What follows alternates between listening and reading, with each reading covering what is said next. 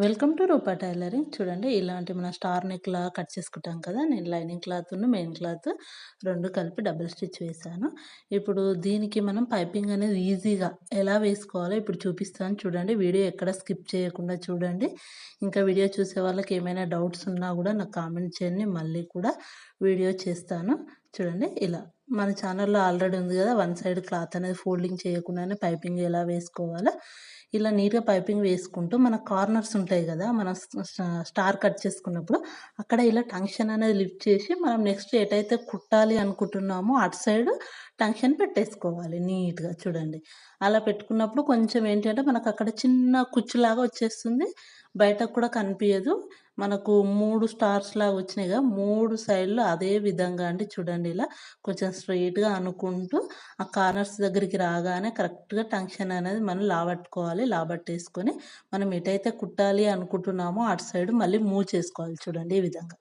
చేసుకొని మనం స్టిచ్ చేసుకుంటే ఏంటి అంటే ఈజీగా మనం ఏ విధంగా అయితే కట్ చేసామో నెక్కు అదే విధంగా పైపింగ్ అనేది వచ్చేస్తుందండి.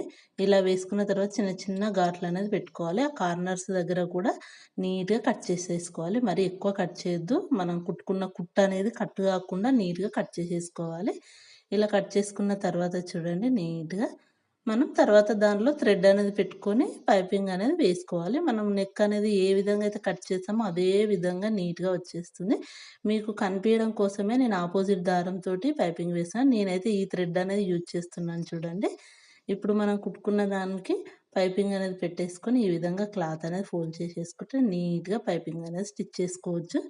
చూడండి ఈ విధంగా మీకు కనిపియాలనే నేను ఆపోజిట్ పెట్టానండి దారము. చూడండి ఇలా మనం నార్మల్‌గా పైపింగ్ ఎలా అయితే వేసుకుంటూ వెళ్తామో అదే విధంగా అండి. కాకపోతే కార్నర్స్‌కొచ్చేటప్పటికి మాత్రం మనము క్లాత్ ఎలా అయితే స్టిచ్ చేసామో పైపింగ్ కూడా అదే విధంగా అండి.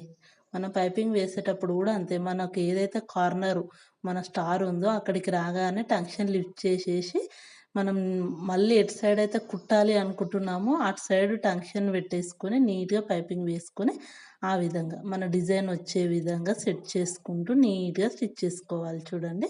ఇలా నీట్‌గా స్టిచ్ చేసుకోవడం వల్ల ఏంటి అంటే మనం ఎలాంటి బక్రాన్, క్యాంక్రాన్ గాని లేకపోతే పేపర్ స్ట్రిప్ గాని యూజ్ చేయకపోయినా సరే నెక్ అనేది చాలా నీట్‌గా వస్తుంది చూడండి. ఎంత నీట్‌గా వచ్చేసిందో మనకు ఈజీగా మనం ఎలా కట్ చేసుకున్న నెక్ అదే విధంగా స్టిచ్ చేసుకోవచ్చు చూడండి ఈ విధంగా.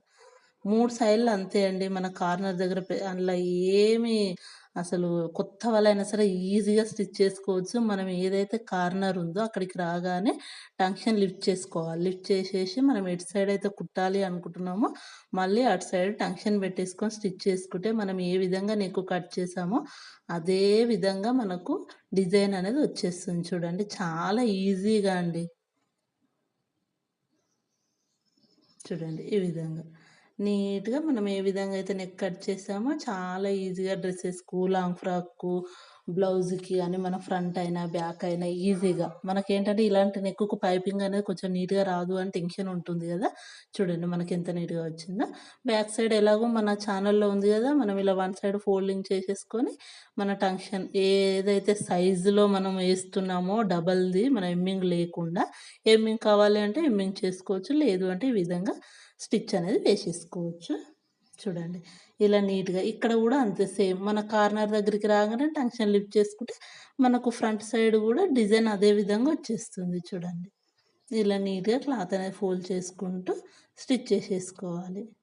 అప్పుడు మనకు నెక్ పర్ఫెక్ట్‌గా మనం ఎలా అయితే కట్ చేసుకున్నామో అదే విధంగా పైపింగ్ వస్తుంది. మనము ఎమ్మింగ్ చేయకుండా డబల్ స్టిచ్ వేసుకున్నది గూడా అదే విధంగా నీట్‌గా వచ్చేస్తుంది. చూడండి ఎంత నీట్‌గా వచ్చేసిందో అసలు. చూడండి చాలా ఈజీగా. ఇంకెవరికైనా అర్థం కాకుంటే గూడా కామెంట్ చేయండి. మళ్ళీ రిప్లై ఇస్తాను. వీడియో గనుక నచ్చితే మాత్రం తప్పకుండా like, share and subscribe. Thank you for watching.